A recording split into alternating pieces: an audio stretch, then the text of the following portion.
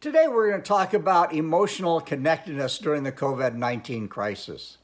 For most husbands, the three most dreaded words that a wife can string together are, "Can we talk?" We're pretty sure we're going to come on the short end of that straw. But I'm not convinced that most wives, when they say, "Can we talk?" are first thinking about how can I throw my husband under the bus. What I think they're saying is, I want to connect more emotionally and relationally with you.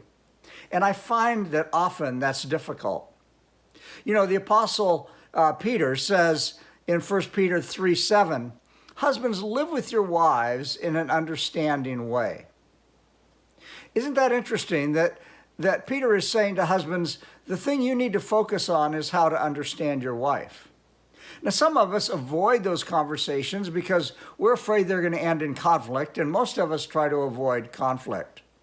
But what we need to do is spend more time listening, trying to understand each other. But understanding and listening take time. Well, we have a little time.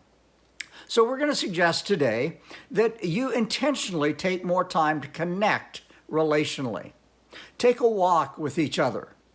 Set some time aside without the children to focus on a topic that you've never really had time to delve into. Talk about your dreams for you as a couple and as a family, and how you can realize those together. Now, just a couple guidelines or suggestions as you do this. This is not a let me point out what's wrong with you session. It's a session where you are working together to understand each other. It's a time where you will ask a question like, how can I more fully meet your emotional needs? This is a time to remember that you are not the enemy. There is an enemy who is going to try to pit you against each other. Don't aid him in that. And then be kind to each other. Good discussions usually are not started by an accusatory statement. I remember once I said to Virginia, "I can't believe you are so rude."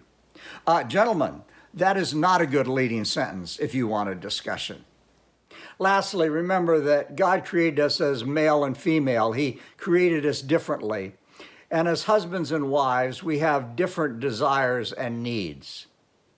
For most women, connecting emotionally is a prerequisite to having a desire to connect physically. For most husbands, connecting physically is a prerequisite for desiring to connect more fully emotionally. If any of these things are of interest to you, you can explore them more fully on our website, himweb.org. Now, until tomorrow, may the Lord bless you and keep you. May the Lord make his face to shine upon you and be gracious to you. May the Lord turn his face towards you and give you peace. God bless.